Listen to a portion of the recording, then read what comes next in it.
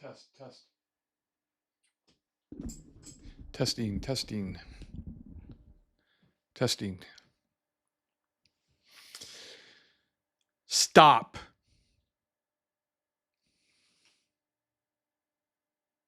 Stop. If you're a first-time home buyer, do not do these 5 things or you will pay more in stress, dollars, and you will risk losing your home. I'm Lance Hulsey. I'm a real estate broker in California, and I'm a real estate broker associate at KW Thrive. And I'm going to tell you these 5 things are going to be the most important things you ever hear.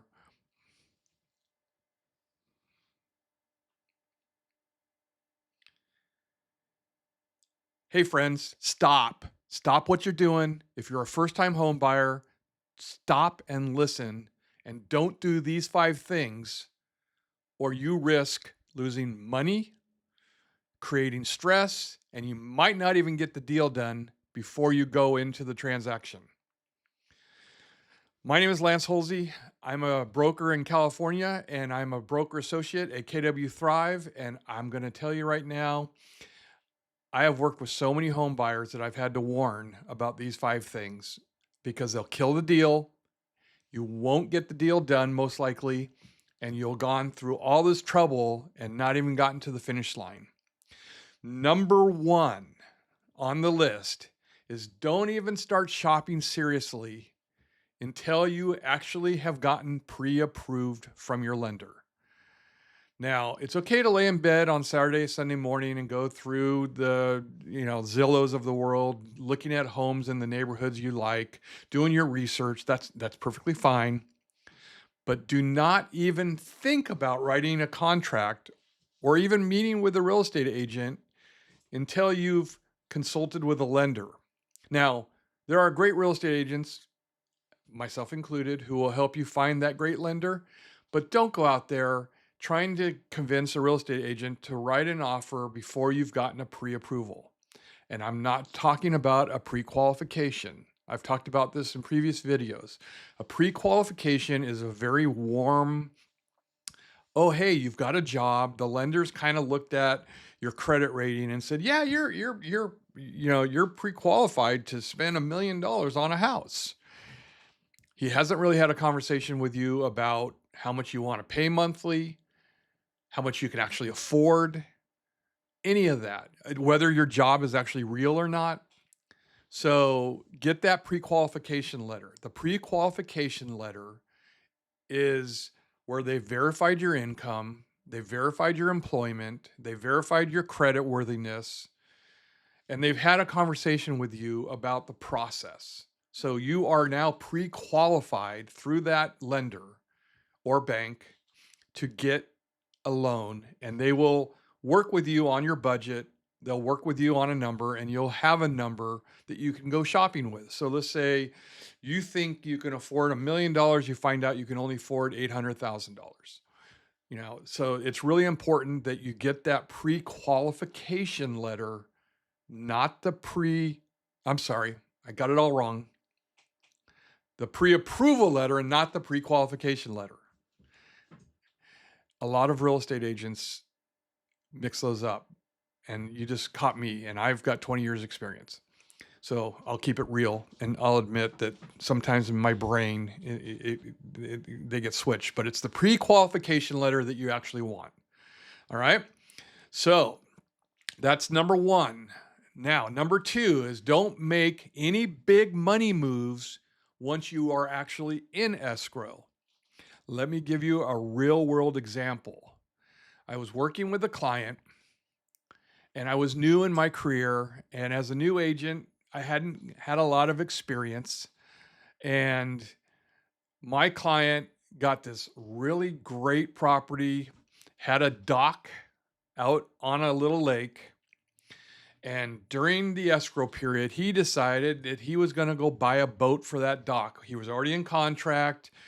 We were working our way through the contingencies. Thankfully, he still had his physical contingency in place, because what happened was the bank found out, or the lender found out, that he had bought this boat. It hit his credit. They were doing some underwriting and had done some further investigations on his credit and found out that he had bought this boat, and they killed the deal.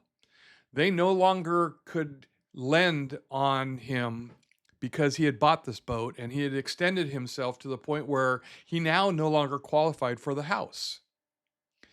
This also goes for buying a new car because you got a new house, you want a new car. Don't do it. Promise me you won't do this. So, my advice after 20 years of experience is this: don't buy anything once you're in escrow. In fact, I would suggest don't buy anything as soon as you've gotten your pre-qualification letter. Try to keep your financial picture exactly the same as it was when you were pre-approved, because that is going to be what the bank did to get you that pre-approval letter. So you don't want to go out and buy furniture before you own the house. You don't want to buy a car before you own the house. You don't want to buy a boat because you bought a house on a lake. Don't buy anything. All right, that's number two. Number three is don't just drain your savings account to get in the game. If you spend every last dollar on your down payment and your closing costs, you're going to be house rich and cash poor. And that's going to kill you when it comes to getting the keys to that property. And now you have no money for things like maybe the supplemental property tax assessment that comes along. So make sure that you don't spend more money than you can actually afford. And don't take every dime you have and put it into the house just to get to the closing. You're going to regret that. I've seen that happen with first-time home buyers, and most people that buy a house, there's something that they want to do to the house once they own it. I personally suggest that you live in a house for a year before you do any major changes anyway, because without having lived in the house, you really don't know what you should prioritize when you're fixing things and what you shouldn't. All right, so number three, don't drain your savings account. Number four, don't fall in love with any house before you actually understand the numbers. Let's just be honest here again. Buyers get emotional during this process. It's a stressful process to buy a house. And you may find this house that you love and you think, "Oh my God, I've got to do everything I can, to get this house." And that might include, waiving protections, ignoring the obvious red flags that the house is throwing up. I would suggest, keep it boring. Run your monthly payment with your principal, interest, tax, and insurance, because in California here, taxes and insurance are a big deal. So it's not just about the monthly payment and the interest that goes with it. It's about the taxes and the insurance as well. So most lenders will lock in a rate so you can run these numbers and you can kind of understand where you're going to be financially. So do the math. A good real estate agent can sit down with you. The lender for sure will sit down with you and run the math. A good agent can help you with what the estimated property taxes are going to be and what the tax insurance or the insurance on the property is going to be. There may be HOA fees every month that you got to account for. So don't fall in love with the house until you understand your numbers. That's number four. And number five, this has got to be the biggest one. And this is the one in California, especially. This one is something that a lot of people instinctually want to do just because there's competition often for a house. And that is waive or skip inspections.